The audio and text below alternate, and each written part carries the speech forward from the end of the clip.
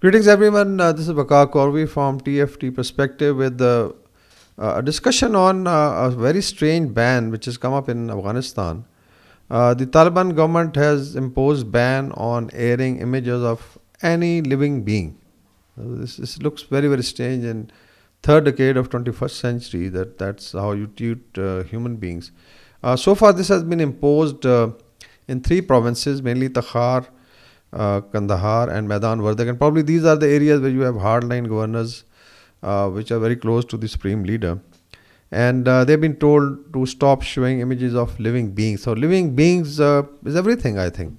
Probably it also includes trees, I don't know, and insects, or anything related to what, let's say, anything which breathes. Now, if you look at the experts, the watchers from outside and inside Afghanistan, they are worried.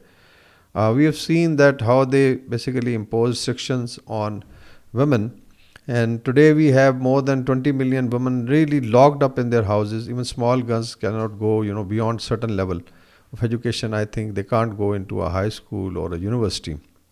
And then, of course, there was a also ban on women should not be heard. So just imagine the kind of repression they are bringing to Afghanistan.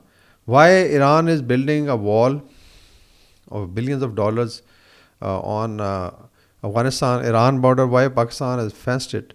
And that's why I think 6 million Afghans living in Tehran, in Iran, and almost 5 million plus and minus living in Pakistan don't want to go to Afghanistan. So who would like to go there?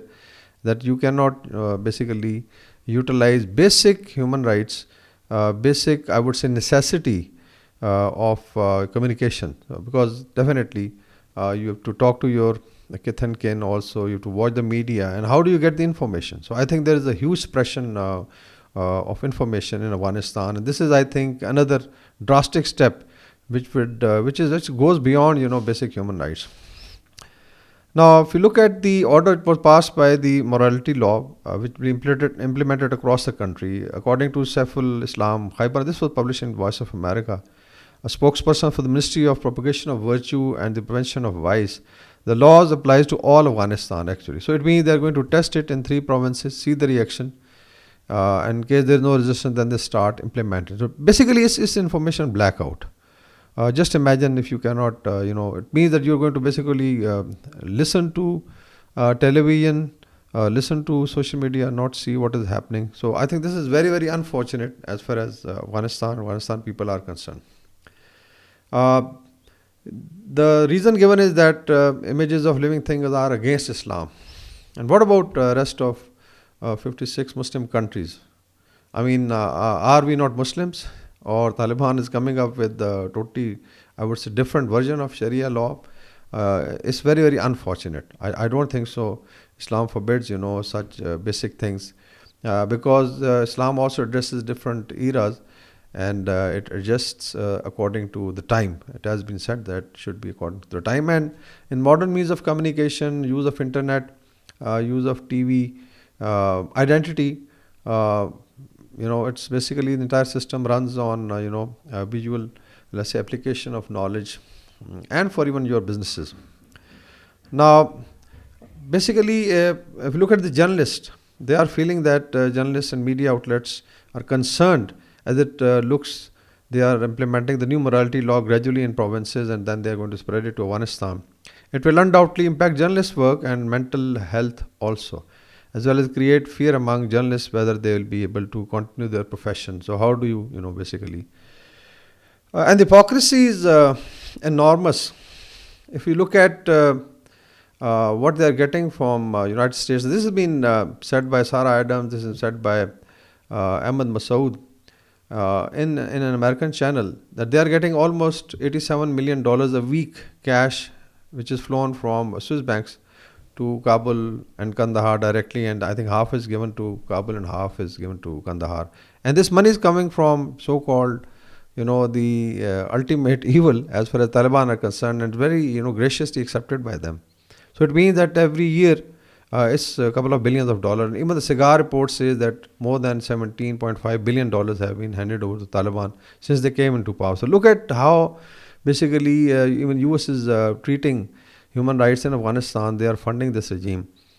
And there's a lot of noise of human rights, women rights, but on other hand, you are actually empowering an oppressive regime. So I think that is very, very unfortunate.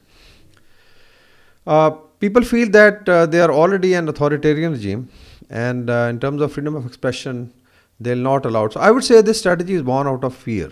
That you fear that women may, come out for their rights. You fear that, some of your videos may not go out of Afghanistan, where they are carrying out ruthless oppression. And there is also a revolt against them happening in almost more than 14 provinces now. This was claimed by Ahmed Massoud, and they've been able to even attack, Taliban headquarters.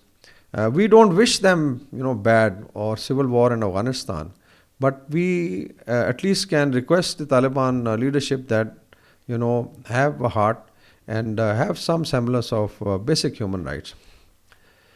Now, if you look at the women rights, women in Afghanistan live under repressive measures. They are barred from getting secondary and university education, as I said, working with government and non-government organization, and going to public places such as parks, gyms, and beauty salons.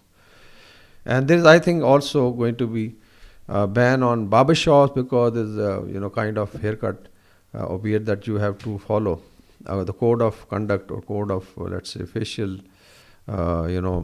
appearance. So it means that they would like everything according to their wishes. Now, if you look at its impact on social media, how much fear it creates when you can't, see pictures or videos on TV, and literally you're gone into the audio, and within the audio, then probably women cannot talk.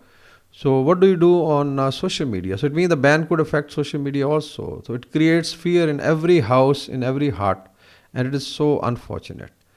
Our appeal would be that they should reconsider this and even give, women rights, because Islam propagates education. Even if you have to go to China, this is a new kind of, I think, interpretation that women should not be educated. All Muslim countries, allow it. So why, bring in, I would say, a new model where basically there's a lot of oppression of women, and now even the Afghan youth and common people.